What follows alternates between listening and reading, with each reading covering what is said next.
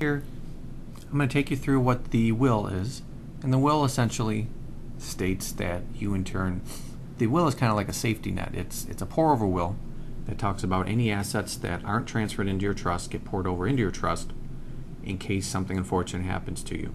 And it also indicates, some family information, birth date sometimes. Also, as you see here in section 2.02, the pour over to your living trust. That again, it's a safety mechanism. If all you have is the will, and you've only gotten into our package A, then you should consider upgrading to our package B or C, especially if you have real estate holdings, because you will get there's a better chance to protect your assets, because a will is a guaranteed ticket to probate court. And as you note from some of the literature and information out there and articles I've written, that you can be your estate can cost you up to 30-40% with fees and costs and everything else, not to mention time delay can be as much as a year or two, if not longer. So that's important to note as relates to your will. You also nominate personal representatives who oversees your property in a will or in probate court, and you nominate guardians and conservators for your kids. So that's obviously important, because you want to make sure that they're not with the uncle who's a drunk, or with someone who you don't think can fully handle your minor kids under the age of 18.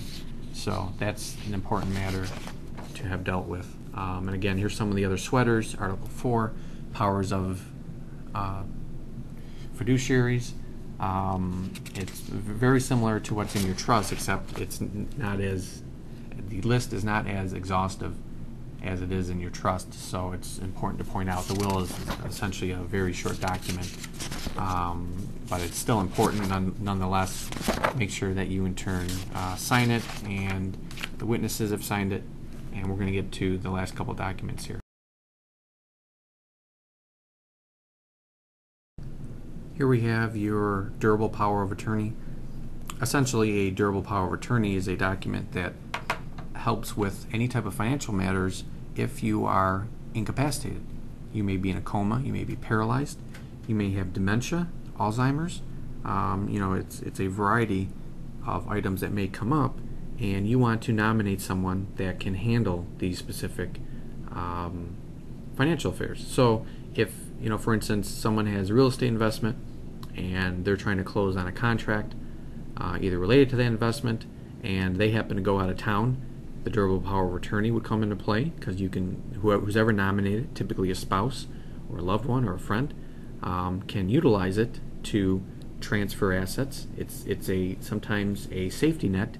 If you do become incapacitated, say you and your spouse are in a hospital and you've nominated one of your kids as successors, well, they can take that durable power of attorney and transfer assets that you have into your trust. Because if you don't have certain assets in your trust, then you may have to go into probate court to actually transfer those assets. So that's why it's a critical component of the emergency estate planning system, and it's very exhaustive.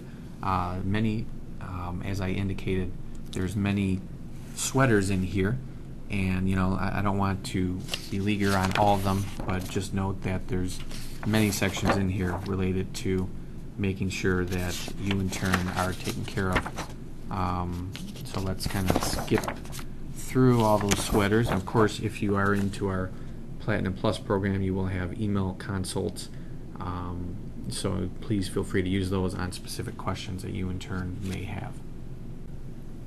The certificate of trust here is a very important document, because it's essentially a 2-page document that states that you have gone through the process and set up a trust. Now, why is this important? Well, if you want to go transfer a bank account and it's been a year or two after you created your trust, you don't have to bring your whole trust document with you. You can just have these two pages, and signed by you, of course, and it states that you have set up a trust. The tax ID is your social security number, and the bank should accept this, or any financial institution should accept this when you're trying to name beneficiaries for whatever account it may be, or a piece of property.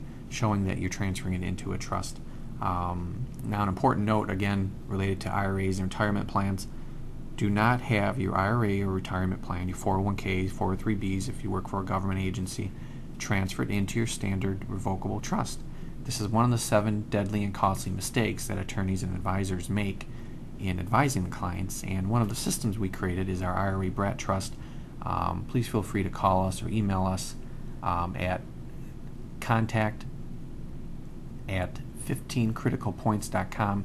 That's CONTACT at 15criticalpoints.com, and we can get you our free report on that. So this is a very short document, but it's very powerful.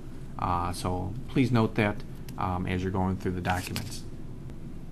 This here is probably one of the most unique critical documents that we in turn have created here at the Emergency Estate Planning team. This is a totally separate emergency HIPAA release of medical protected health information under the HIPAA Act. Now, why is this important? It in turn has 2 or 3 pages, 3 pages, actually 4 with the last signature page.